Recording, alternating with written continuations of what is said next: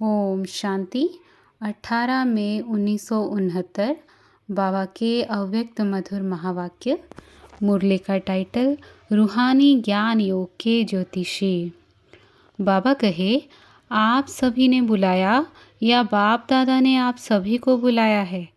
किसने किसको बुलाया है? जो बच्चे बाप के कर्तव्य में निमित्त बने हुए हैं, उन्हों को यह बात हर वक्त याद रखनी है कि हमें हर समय हर हालत में एवर रेडी और ऑलराउंड होना है।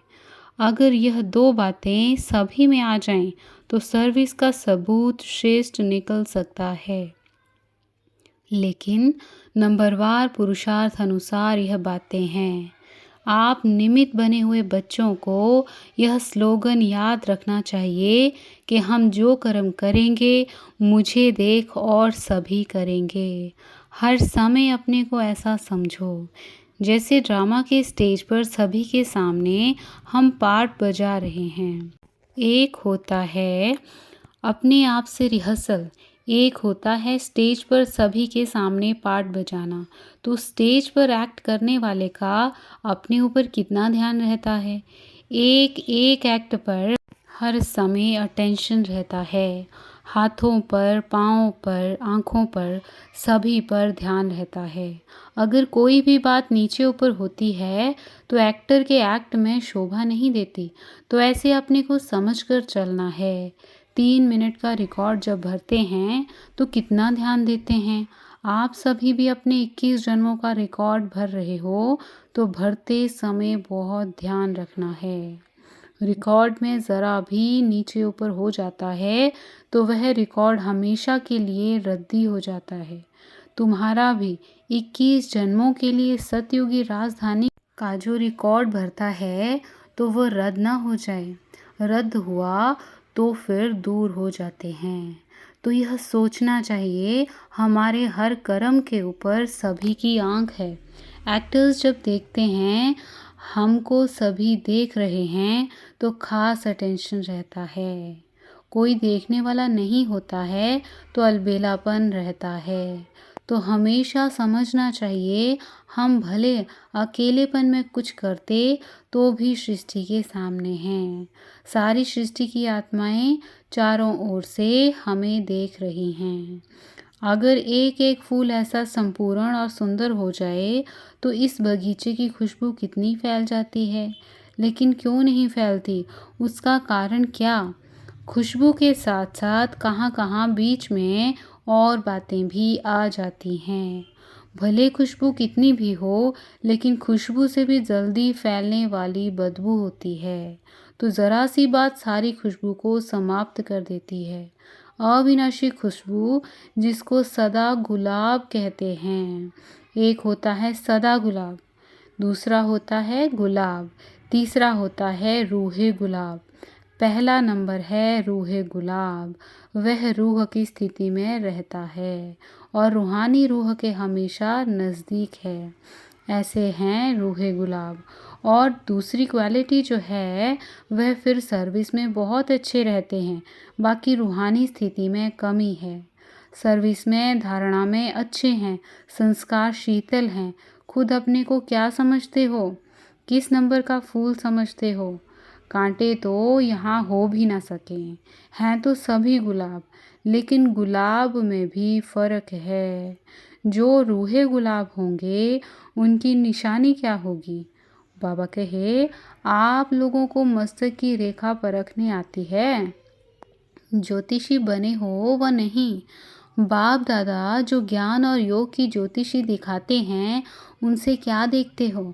हर एक के मुखड़े से, नयनों से, मस्तक से मालूम पड़ता है। इसमें भी विशेष मस्तक और नयनों से मालूम पड़ता है। आप ज्योतिषी बनकर हर एक को परख सकते हो।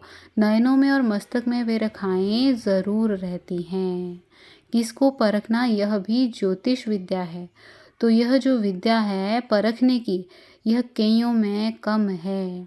ज्ञान और योग सीखते हैं, लेकिन यह परखने की ज्योतिष विद्या भी जाननी है। कोई भी व्यक्ति सामने आए तो आप लोगों को 1 सेकंड में उनके तीनों कालों को परख लेना चाहिए। एक तो पास में उनकी लाइफ क्या थी और वर्तमान समय उनकी वृत्ति, दृष्टि और भविष्य में कहाँ तक यह अपनी प्रारब्ध बना सकते हैं, यह जानने की प्रैक्टिस चाहिए। यह परखने की जो नॉलेज है वह बहुत कम है। यह कमी अभी भरनी है। वर्तमान समय जो आने वाला है उसमें अगर यह गुण नहीं होगा, कमी होगी तो धोखे में आ जाएंगे। कई ऐसी आत्माएं आपके सामने आएंगी जो अंदर एक और बाहर से दूसरी होंगी। परीक्षा के लिए आएंगी क्योंकि कई समझते हैं कि यह सिर्फ रटे हुए हैं, तो कई रंग रूप से आर्टिफिशियल रूप में भी परखने लिए आएंगे, भिन्न भिन्न रूप से। इसलिए यह ध्यान रखना है कि यह किस लिए आया है, उनकी वृत्ति क्या है, और अशुद्ध आत्माओं की भी बड़ी संभाल करनी है। ऐसे ऐसे केस भी बहुत होंगे, दिन प्रतिदिन पाप आत्माएं तो बहुत होते हैं। आपदाएं, अकाले मृत्यु, पाप कर्म बढ़ते जाते हैं तो उन्हों की वासनाएं जो रह जाती हैं वह फिर अशुद्ध आत्माओं के रूप में भटकती हैं। इसलिए यह भी बहुत बड़ी संभाल रखनी है।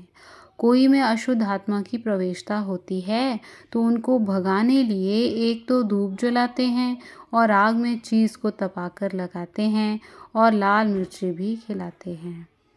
तो आप सभी को फिर योग अग्नि से काम लेना है। हर कर्मेंद्रियों को योग अग्नि में तपाना है तो फिर कोई वार नहीं कर सकेंगे। थोड़ा भी कहाँ ढीलापन हुआ, कोई भी कर्मेंद्रियाँ ढीली हुई तो फिर प्रवेशता हो सकती है। वह अशुद्ध आत्माएं भी बड़ी पावरफुल होती हैं। वह माया की पावर भी कम नहीं होती। यह बहुत ध्यान रखना है। और कई प्राकृतिक आपदाएं भी अपना कर्तव्य करेंगी। उसका सामना करने लिए अपने में ईश्वरीय शक्ति धारण करनी है। उस समय स्नेह नहीं रखना है, उस समय शक्ति रूप की आवश्यकता है। किस समय स्नेह मूर्त, किस समय शक्ति रूप बनना है, यह भी सोचना है। इन सभी बातों में शक्ति रूप की आवश्यकता है। अगर कोई ऐसा आया और उनको ज़्यादा स्नेह दिखाया तो कहाँ नुकसान भी हो सकता है। स्नेह बाप दादा और दैवी परिवार से करना है, बाकी सभी से शक्ति रूप से सामना करना है।